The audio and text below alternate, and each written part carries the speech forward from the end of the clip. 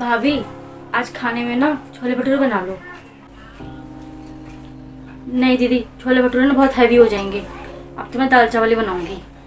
रोज रोज इतना हैवी कौन खाएगा। और वैसे भी कल आलू के पराठे बनाए थे, अब रोज रोज इतना हैवी अच्छा नहीं लगता। हाँ तो कल पराठे खाए थे तो क्या हुआ, अब छोले भटूरे बना लो।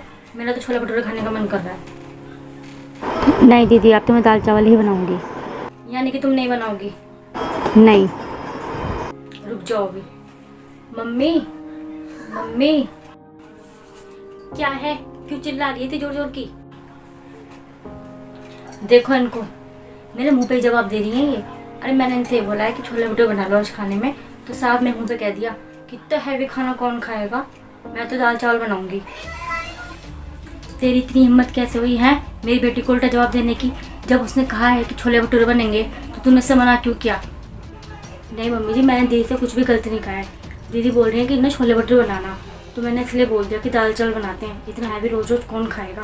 अब तू सिखाएगी हमें कि हमें क्या खाना है क्या नहीं खाना। तू ना इस घर की बहू है, तेरा फर्ज बनता है इस घर में सबकी खुशियों का ध्यान रखना और सबकी फरमाइशें पूरे करना, ना कि ये सिखाना कि किसको क्या खाना और किसको क्या नहीं खाना। समझी? वो तो रोज ही कुछ ना कुछ हैवी चाहिए। कल ही तो पराठे खाए हैं, तो क्या हुआ, खाती है तो वो तो शुरू से यही खाती है। बेचारी भी ससुराल में मन मान के रह जाती है, जैसे सब लोग वहाँ खाते हैं वैसा ऐसे खाना पड़ता है। लेकिन ये तो उसका मायका है, यहाँ तो उसका पूरा हक बनता है। यहाँ उसका जो मन करेगा वो बनवा के खाएगी, और तू उसकी भाभी है और तुझे बना के खिलाना पड़ेगा। वाह मम्मी जी, क्या बात कही आपने। ये और मन मार के रहती हैं।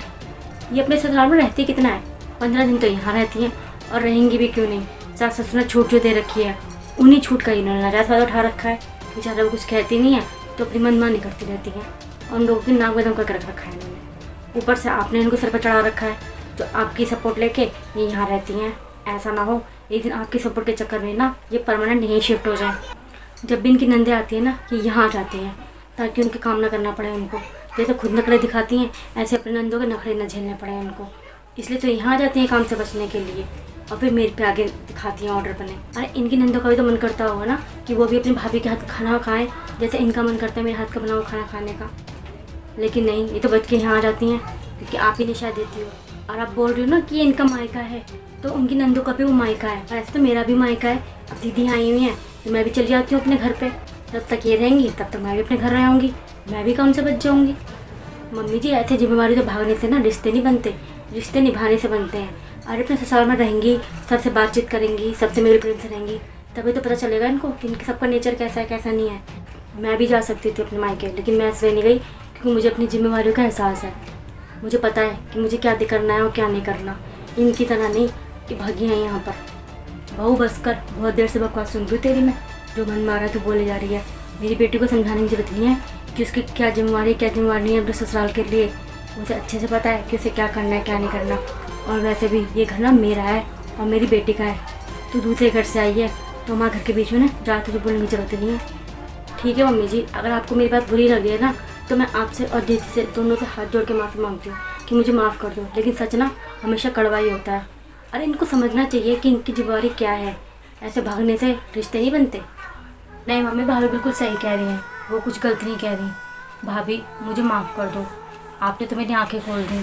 सच में मैं तो अपनी जिम्मेवारियों से भागकर यहाँ आ जाती थी।